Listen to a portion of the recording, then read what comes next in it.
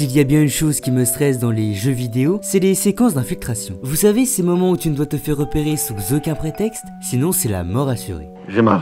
C'est vraiment quelque chose qui m'angoisse au plus haut point, et ce pour une raison, la vulnérabilité. Bien souvent cela relève d'une décision des développeurs pour permettre aux joueurs de se représenter plus facilement dans le personnage que l'on joue. Puisqu'en nous mettant dans une situation de stress intense, nous sommes forcés de nous imaginer dans cette situation et de ressentir les émotions qui vont avec. Globalement, sans aller dans les détails, cela permet d'ajouter de l'horreur dans un jeu. Mais alors, pourquoi est-ce que je vous parle de ça? Récemment, j'ai découvert un jeu qui manie à la perfection cette mécanique. Dans Guild, tu joues une fille qui a perdu sa cousine depuis plus d'1 mois. Quand je dis perdu, c'est vraiment perdu. Genre elle a disparu du jour au lendemain sans laisser de traces. La police a arrêté les investigations, mais nous on n'est pas vraiment de cet avis. Et on continue à placarder partout des affiches. Dans la série, faut doser. Un jour, alors qu'il était tard et que nous étions en train de la chercher, 3 individus se mirent à nos trousses. Non vraiment, pourquoi vous faites ça? Genre les boucs, c'est vraiment la malveillance incarnée. Bref, en les fuyant, on perd le contrôle de notre vélo et on tombe. Je crois qu'il est plus trop utilisable là. Et il faut que l'on trouve un moyen de rentrer chez nous. Mais les 3 guignols ne veulent pas nous lâcher et on avance tout en les évitant. On tombe finalement sur un funiculaire et étrangement à cette heure-là il est pas fermé. On croise un vieux, une personne âgée et dans cette situation c'est peut-être pas le meilleur move d'aller le voir, mais Osef... Il faut que je prenne le funiculaire. Il est tard, mais comme je suis encore là, je vais t'aider. Trouve-toi un ticket. C'est vraiment indispensable? Oui, ma petite, vraiment. Pas de ticket, pas de voyage. Bon, d'accord.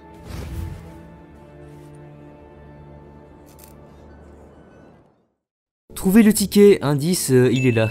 Bon, blague à part, quand on retourne voir le mec, il a dispawn. D'accord, bon, on prend le funiculaire, et je sais pas vous, mais je suis pas très rassuré.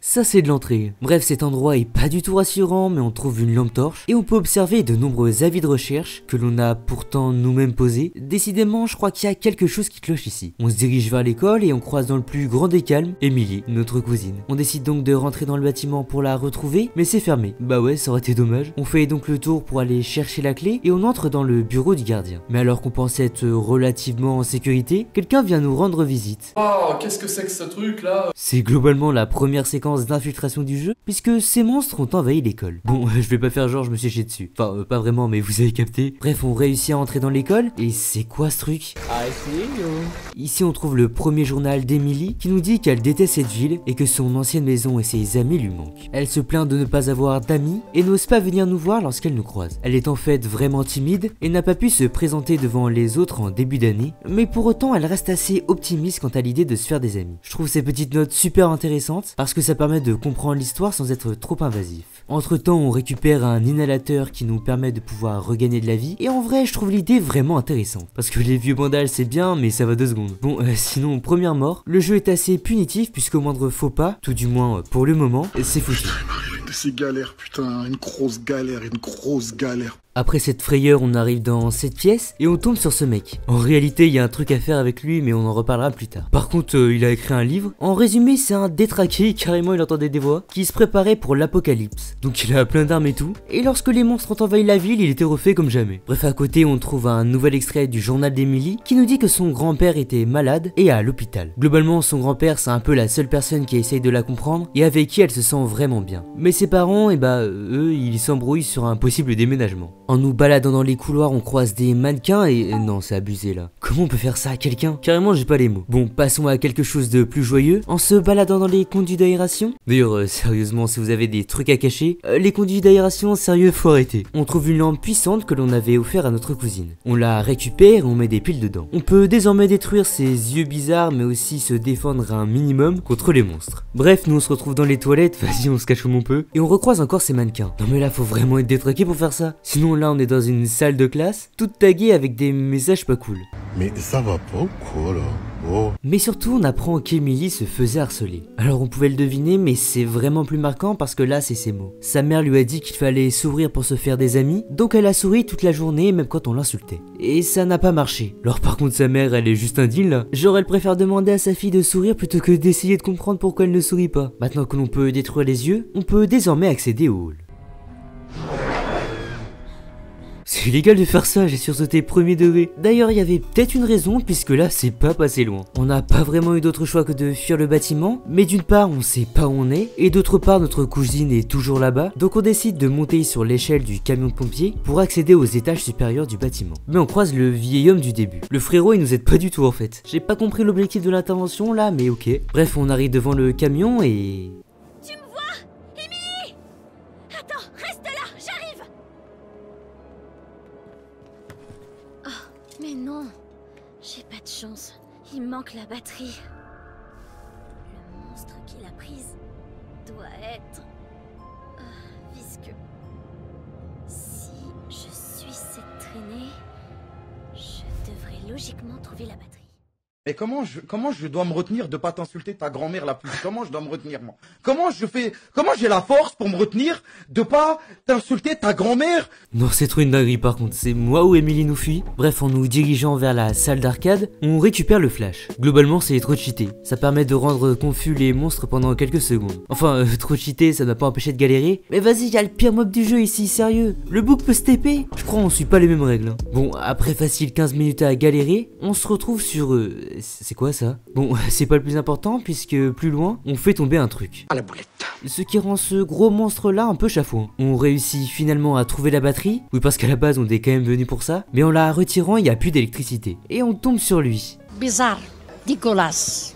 Ici on n'a pas d'autre choix que de fuir, mais il a l'air de vraiment vouloir nous trouver. Et bah force à lui parce qu'il nous a même pas frôlé. Bon bah du coup on retourne au camion et on est de retour à l'école. Ah oui, il y a lui aussi. Par contre j'ai jamais vu quelqu'un aussi déter pour aller en cours. Bref, dans ce deuxième étage on croise des mannequins de nous. Ouais, chelou. Mais surtout on est où là? Non, abusé le nombre de livres, carrément que ça veut prouver. Mais un peu moins drôle, on trouve un nouvel extrait du journal d'Emily. Et ce qui est sûr c'est que son harcèlement s'est empiré, puisqu'il s'étend désormais à d'autres classes. Elle ressent le besoin de parler à sa cousine pour trouver un échappatoire à cet enfer. Mais elle n'ose pas venir nous voir. En sortant, on trouve un mannequin qui a spawn comme ça, no joke, là c'est abusé le streamer. Pour en revenir à notre cousine, je trouve ses notes juste déchirantes. On ressent vraiment la douleur qu'elle subit au quotidien. Et c'est dur. En nous baladant, on trouve d'ailleurs un autre extrait qui parle cette fois-ci d'un moment heureux. En gros, son grand-père est venu vivre chez eux et comme elle s'entend très bien avec lui, elle est super contente. Sauf que au vu de ce que l'on a appris au début du jeu, son grand-père est mort et le fait qu'il ne soit plus là a retiré un poids pour les parents qui peuvent désormais déménager. Bon, à part ça, dans cet endroit, il y a surtout pas mal d'énigmes qui sont super intéressantes, mais j'avoue que je ne pense pas que ce soit très cool à voir pour vous. Donc paf, on arrive dans une salle avec un nouveau journal où elle nous dit qu'elle s'est décidée à venir nous parler. Mais on est avec nos amis et elle se moque un peu d'elle. Alors nous on voyait plutôt ça comme de la taquinerie, mais au vu de ce qu'elle est en train de vivre, disons qu'elle ne le prend pas vraiment comme ça. Donc elle cherchait de l'aide et nous, sans réellement le vouloir, nous n'avons pas pu lui apporter. Bref, sinon pendant ce temps, Emily se fait courser par le monstre que l'on a semé, mais je crois qu'on est aussi dans de beaux draps. Réveille-toi, putain de merde! Rien à foutre de ta dépression! Un combat de boss se déclenche et ici on doit l'attirer jusqu'à l'eau en utilisant notre lampe pour aveugler son œil. On fait ça plusieurs fois et bingo.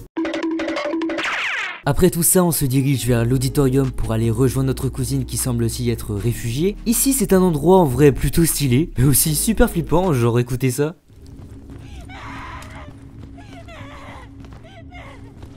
Bon bah comme par hasard la porte est fermée et en cherchant la clé on trouve encore un homme en pierre avec un nouveau livre. Mais vas-y, toujours plus long. On apprend dedans qu'un glissement de terrain aurait causé tout ça et que les représentants d'une entreprise nommée Tom sont arrivés pour les sauver. Mais la ville était perdue et ils ont donc migré autre part pour se reconstruire. Par contre lui il n'a pas réussi et est retourné en ville pour voir Jacob. Mais si Jacob, c'est pas qui c'est en fait.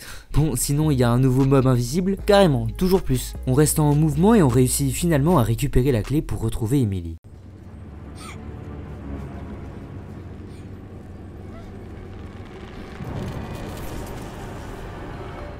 Cet endroit représente sa douleur puisque déjà elle est enchaînée et elle est forcée à regarder des images qui lui rappellent constamment sa situation. Bref, à part ça, il y a le monstre qu'on a vesqué tout à l'heure qui est littéralement juste là pour abattre. Puisqu'ici l'objectif est de détruire les projecteurs, mais à chaque fois qu'on les enlève il en remet. On les détruit tous et...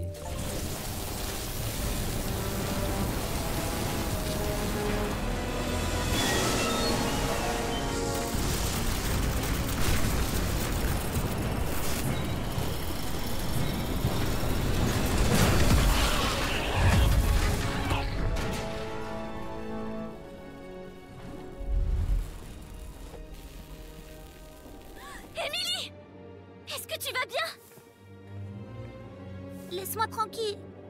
Laissez-moi tous tranquilles. T'inquiète pas, Emily. Tout va bien se passer, je te le promets. Non, c'est faux. Laisse-moi tranquille. T'approches surtout pas de moi.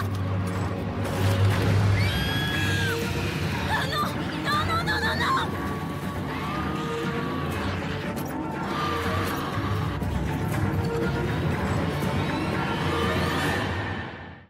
Ah ouais, c'est pas du tout inquiétant. Aidez-moi. Ici, on se retrouve dans un musée et on se fait courser par nous-mêmes en fait. Regarde ce vieux comme il est moche. C'est toi. Enfin, en mannequin. Notre objectif, c'est de faire tomber une statue pour récupérer un colibri afin d'ouvrir la porte. Ouais, jusque-là, rien d'anormal. Ah oui, entre-temps, on a obtenu un extincteur pour geler les ennemis, mais aussi éteindre certains feux pour accéder à des endroits qui nous étaient jusque-là inaccessibles. Bref, on ouvre la porte et on retrouve Emily sur le toit. Ne me demandez pas comment elle a fait, j'en ai aucune idée. Bon, les mannequins de nous reviennent la poursuivre. On se dirige donc dans le gymnase afin de la retrouver sur le toit. Mais pour y grimper, on doit regrouper 3 clés. Et vraiment, l'endroit n'a de gymnase que le nom. Parce que c'est plus une prison là. D'ailleurs, on retrouve un homme pierre et un livre qui nous apprend que les premiers malades étaient assez maltraités dû à la peur de l'inconnu. Mais surtout que quand la situation est devenue incontrôlable, on les a laissés se transformer en monstres. Il semblerait d'ailleurs qu'en se transformant, les gens deviennent fous. Parce que là, le gars a retrouvé son chien alors que de base il est mort depuis 7 ans. Par contre, petit détail noté, il a les yeux verts. En foreshadowing. On me l'avait pas sorti celle-là depuis longtemps. Bon, c'est super génial, mais on a des clés à les récupérer. Et il y en a notamment une qui est... je vous laisse regarder.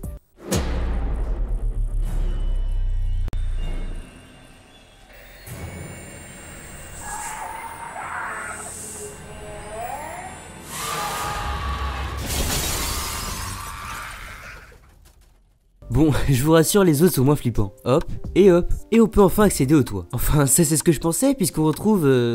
Arrête d'être une merde. Ici, on doit utiliser notre extincteur pour lui geler le cœur, tout en le forçant à aller dans l'eau. J'ai un peu douillé, mais force à lui, parce que là, c'est gênant. Et on peut enfin prendre l'échelle. Ah oui, lance-les. D'habitude, ça va vite. Mais c'est bien ce que tu voulais. Pas elle. Elle a été méchante comme les autres. Mais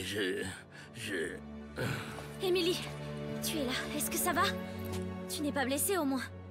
Laisse-moi. Attends, mais pourquoi tu dis ça? Tu m'as laissée. J'étais la nouvelle. Tous les élèves se moquaient de moi. Et toi, tu es ma cousine. Et tu m'as même pas aidée. Non, c'est faux. T'es même pire que... J'ai cru qu'on était amis. On va rentrer. Et on va... Regarde. Hein? Regarde bien, Sally. Tu vois pas que c'est pas chez nous? On est coincés. On peut rien faire du tout. On peut rien faire, je te le dis. Pitié,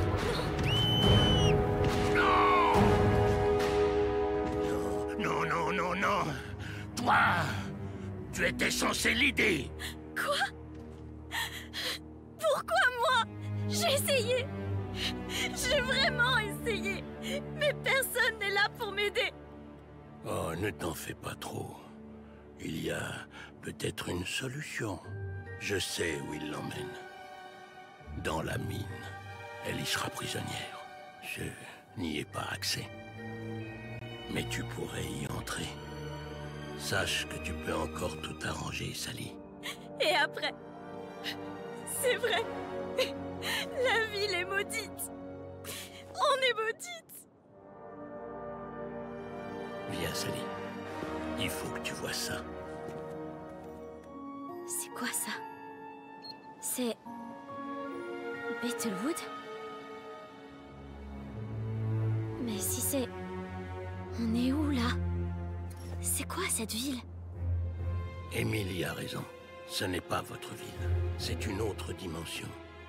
Mais tout n'est pas perdu. Le funiculaire te permettra de t'enfuir loin d'ici. Mais tu dois d'abord retrouver ta cousine. Je ne comprends pas.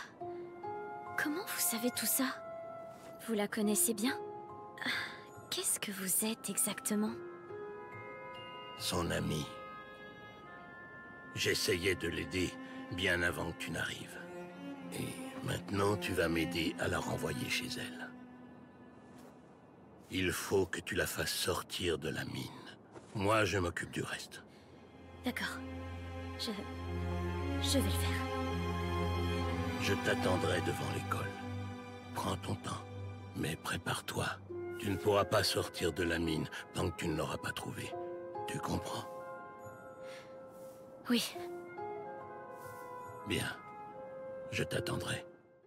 Bon bah on sait ce qu'il nous reste à faire, direction l'école et on retrouve le vieil homme, qui nous dit qu'il a des pouvoirs et qu'il va nous aider à entrer et à sortir de la mine. Une fois cela fait, on devra prendre le funiculaire. Par contre d'après ce que j'ai compris, il serait malade, et je pense que vous l'avez vu aussi, il a les yeux verts. Donc il n'en a plus pour très longtemps. Bon, ce qu'on va retenir c'est qu'il se sacrifie pour nous, hein. Bref, on se dirige vers la mine et l'école est comme tombée dans un fossé. C'est stylé mais un peu flippant aussi, genre on était dedans là. On arrive dans la mine et je le dis pas tout le temps, mais à chaque fois je dois m'accroupir pour éviter de me faire prendre. Honnêtement j'ai dû passer les 3 quarts du jeu accroupi, c'est abusé. Bon ici c'est surtout beaucoup d'énigmes, et pendant qu'on les fait, il y a le gros bonhomme qui vient nous retirer tout ce qu'on avait pour nous défendre. On finit par retrouver Emily et... Emily? S'il te plaît. Aide-moi. Oui, je te le promets. Ah, attends, par contre, je vais t'arrêter tout de suite, lui expliquer un truc, moi je suis un nerveux. Donc là, à tout moment, ça part. Oh non! Cours, Emily, cours!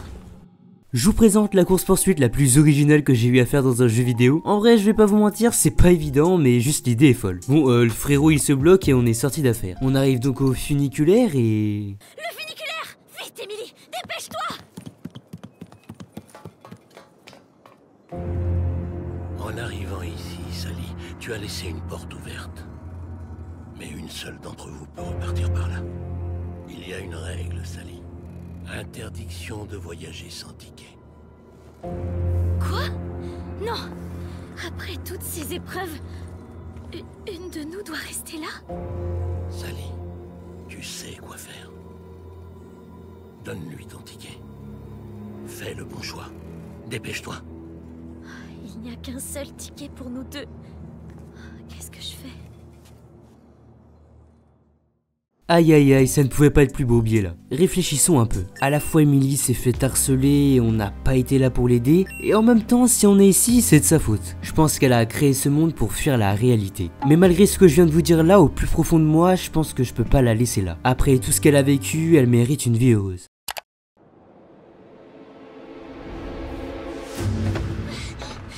Mais qu'est-ce que tu fais? Je suis désolée, Emily. Pardon pour tout. J'aurais dû être là pour toi dès le début. Je t'ai laissée seule.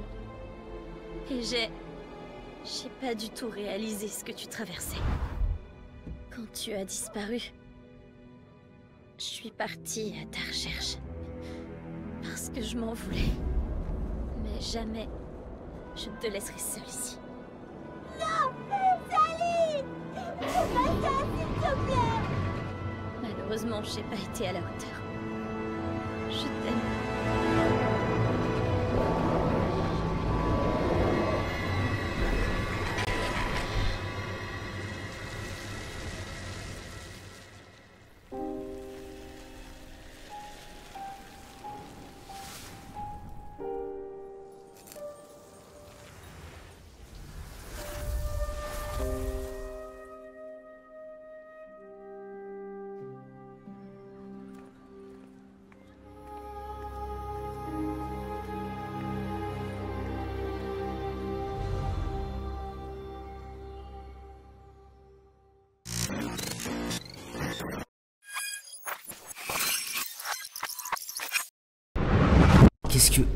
Qu'est-ce qui vient de se passer? Bon, en réalité, le jeu a 3 fins. Celle que vous venez de voir, celle que j'ai obtenue. Et il y a aussi celle où on sauve Sally, donc notre personnage. Et c'est globalement la même fin, juste au lieu que nous disparaissions. C'est Emily et le vieil homme qui se font manger. Ah oui, et une fois revenue, elle continue de mettre des affiches. Non mais sérieux, lâche l'affaire, y a plus d'intérêt. Et la dernière fin, la meilleure, c'est là où on doit récupérer tous les morceaux de tickets. Et ces morceaux, on les obtient lorsque l'on trouve les hommes en pierre. Mais vas-y, j'ai pas tout trouvé. Et c'est pas faute d'avoir essayé. Bref, cette fin, c'est à peu près la même que les autres. Juste le vieil homme répare les morceaux de tickets et tout le monde peut repartir. Bon, tout sauf lui parce que dans tous les cas il est condamné, donc force à lui.